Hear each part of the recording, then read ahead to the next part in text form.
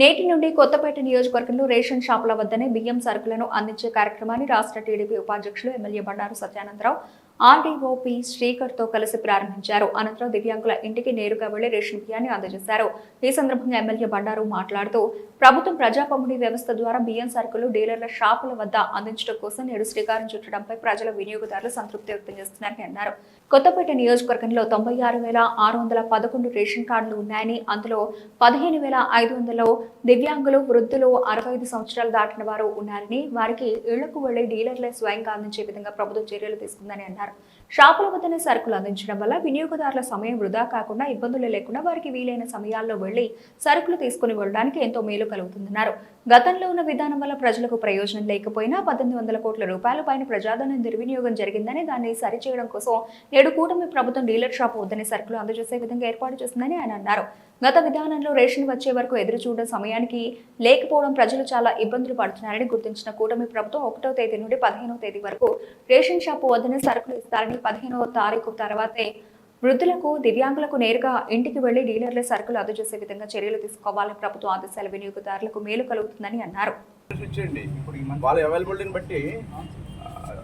Cutoff పెట్టుకోవట్లేదు. ఇక్కడ కొంచెం ఎర్లీగా ఎక్స్పెక్ట్ చేసే వాళ్ళు ఉంటారు కాబట్టి మనం కంప్లీట్ చేయాలి. అదే బెటర్. మన తర్వాత అనేది కాకుండా ఇచ్చేసి వాళ్ళతో పాటు ఎన్నో టైంలో అడ్జస్ట్ చేసి ఇచ్చేసుకుంటాం. తక్కువ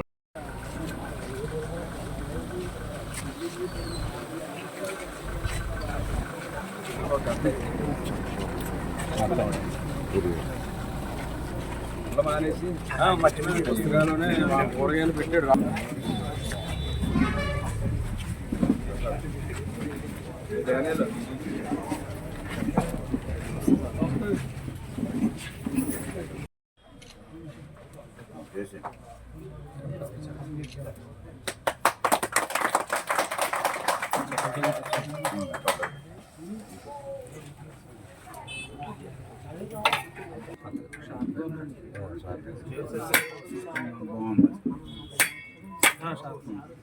ప్రసాద్ గారు స్టార్ట్ చేసి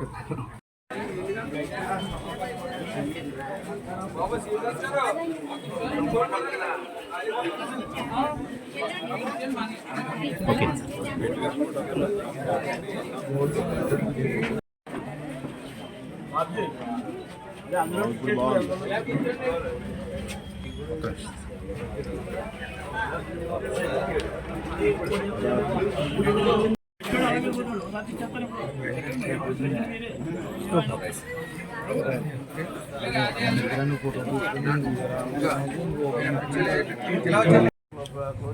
పెట్టేసుకుంటారా మధ్యాహ్నం 4 గంటల కంటే నెగలు పెడతారు.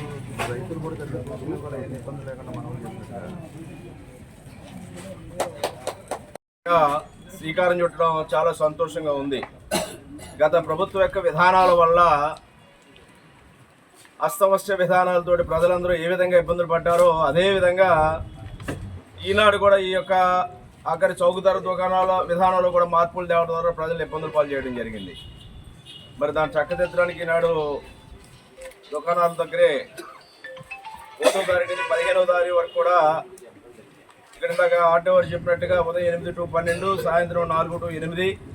అది కాకుండా డీలర్ ఎప్పుడు కూడా ఇంటి దగ్గర ఉండి వాళ్ళ కుటుంబ సభ్యులు వాళ్ళలో ఉండి వినియోగదారులు ఎప్పుడు ఏ సమయంలో వచ్చినా ఎప్పుడు వచ్చినా కూడా వారికి అందించే కార్యక్రమం ఈ యొక్క సిస్టమ్ ద్వారా ఉపకారం జరుగుతుంది. మరి అదేవిధంగా ఎండిఓ వెహికల్స్ ఉన్నప్పుడు వచ్చేవి వాళ్ళు ఏదో సమయానికి వచ్చే వాళ్ళు వచ్చేయడానికి వీళ్ళందరూ అక్కడ వెయిట్ చేయడం, లేకపోతే క్యూల్లో ఉండడం, మరి వల్ల ఎప్పుడు వాళ్ళు వస్తారనేది ఎదురు చూపులు చూడటం, ఈ రకంగా అనేక రకాలుగా ఇబ్బందులు పడ్డారు. చాలా దుర్వినియోగమైంది ప్రభుత్వం. ఇందులో ప్రధానంగా గమనించిన అవసరం ఏంటంటే ఈ ఎండియూ వెహికల్స్ వల్ల 1800 కోట్ల పైబడి ప్రభుత్వ ధనం వృధా అయింది. దీనివల్ల ప్రయోజనం ఏమీ లేదు. కానీ ఇంచుమించు గతంలో ఉన్నటువంటి ప్రజా పంపిణీ వ్యవస్థ ఖర్చు రూపాయి అంటే 4 రూపాయలు ఎక్కువ ఖర్చు అయింది. మరి దాన్ని అరికట్టడానికి కూడా ప్రభుత్వం విధాన ఆలోచనతో ప్రజలకి అందుబాటులో తేవడం జరిగింది. 15వ తేదీ వరకు కూడా అందరికీ అందివ్వడం, 15వ తారీఖు తర్వాత మరి వృద్ధులు, వికలాంగులు ఎవరు ఉంటే స్వయంగా వారి ఇంటికి పట్టుకెళ్ళి కార్డులు అందించే విధంగా కూడా ప్రభుత్వం ఆదేశించడం జరిగింది. ఆ ప్రకారం చూసుకుంటే మన కొత్తపేట నియోజకవర్గంలోనే 157 షాపులు ఉన్నాయి. 157 షాపులను 96,611 రేషన్ కార్డులు ఉన్నాయి. అందులో 65 ఏళ్ల పైబడి వృద్ధులు లేదా దివ్యాంగులు చూసుకుంటే 15,932 మంది ఉన్నారు. వీరందరూ కూడా ఇంటింటికి తీసుకెళ్లి రేషన్ షాప్ డీలర్లు అందించవలసిన బాధ్యత ఉంది. కానీ దీనివల్ల లోపభూయిష్టమైన విధానాల్ని సరిదిద్ది సక్రమంగా పంపిణీ చేస్తున్న ఆలోచనతో డీలర్లకే మళ్ళీ తిరిగి ఈ బాధ్యత అందివ్వడం జరిగింది. డీలర్లు కూడా ఎక్కడా ప్రభుత్వానికి ఇబ్బంది కలగకుండా ఎవరైతే వృద్ధులు ఉన్నారో దివ్యాంగులు ఉన్నారో వారందరికీ 15వ తేదీ తర్వాత ఇంటింటికి వారికి అందివ్వాలి. అదేవిధంగా ఎక్కడ ఇప్పుడు వారు వచ్చినా ఏ సమయం వారికి రేషన్ సరుకులు కూడా అందించే విధంగా చర్యలు తీసుకోవాలని కోరుతూ ఉన్నాను. మరి ఈ విధానం వల్ల ప్రజలకి చాలా మేలు కలుగుతుంది. గత ఇబ్బందులన్నీ తొలగి ఈనాడు ప్రజలకి ప్రజా పంపిణీ వ్యవస్థ పటిష్టం అవుతుందనేది ఈ సందర్భంగా తెలియజేస్తూ, అదేవిధంగా కొన్ని చోట్ల పోర్టబిలిటీ కూడా ఉంది. అవసరమైతే ఎక్కడైనా తీసుకోవచ్చు. మనం ఇలా అవసరమైతే రాజమండ్రిలో తీసుకోవచ్చు, కాకినాడలో తీసుకోవచ్చు. ఆ ఫెసిలిటీ పోర్టబిలిటీ కూడా మనకు ఉంది. అది ఇంకొక ఇబ్బంది కూడా చెప్తూ ఉన్నారు. అంటే ఈ పోర్టబిలిటీ ఉందని అంటున్నారు. మన వాళ్ళు ఇంకొక ఇబ్బంది దృష్టికి తీసుకొచ్చారు. ఏంటంటే ఎక్కడైనా ఇప్పుడు క్లస్టర్ కింద ఉంటుంది. క్లస్టర్ కింద పెట్టడం వల్ల ఈ రేషన్ షాప్ నుంచి అక్కడికి ఇక్కడికి కొంచెం డిస్టర్బ్ అయిన కార్డులు ఇక్కడ ఉన్న వాళ్ళు అక్కడికి కార్డు డిపో అందుబాటులో దగ్గరలో సెంటర్లో కూడా పెడుతూ ఉన్నారు. అందరికీ అందుబాటులో ఉండే విధంగానే రేషన్ షాప్ దుకాణాలు ఉండాలని. అందులో కూడా కార్డులు దూరంగా ఉండడం కొంచెం రీస్ట్రక్చరింగ్ చేయాలనేది కూడా కొంతమంది ఆ దృష్టికి తీసుకురావడం జరిగింది. ఆ విషయం మీద కూడా నేను ఆల్రెడీ ఆర్టీఓ గారికి, డిఎస్ఓ గారికి వీళ్ళందరూ కూడా చెప్పడం జరిగింది. అది కొద్ది రోజుల్లో సర్దుబాటు చేద్దాం. ముందు సిస్టమ్ స్ట్రీమ్ లైన్ అయిన తర్వాత 2-3 నెలల్లో ఈ యొక్క ఇబ్బందులు ఎక్కడెక్కడ ఉన్నాయో తెలుస్తుందండి. అవన్నీ కార్డు అన్ని కూడా మళ్ళీ మనం దాన్ని ఏ రకంగా సర్దుబాటు చేయాలో చేద్దాం అనేది కూడా చెప్పడం జరిగింది. ఏవైనా కానీ ప్రభుత్వం ప్రజలకి వినియోగదారులకి ఇబ్బందులు లేకుండా వాళ్ళకి మెరుగైన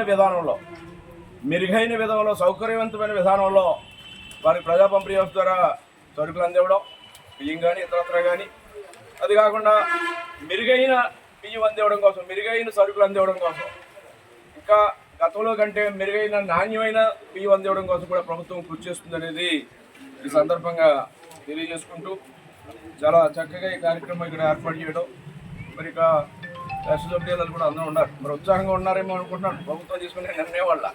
మరి ఎవరికి ఏ విధమైన ఇబ్బంది కలగకూడదు అనేది ప్రభుత్వం ఆలోచన. ఈ కష్టాలన్నీ తెలుసుకుని మరి ప్రభుత్వం కూడా ప్రజలకు మంచి జరగాలన్న ఆలోచనతో ఈ నిర్ణయం తీసుకోవడం జరిగింది.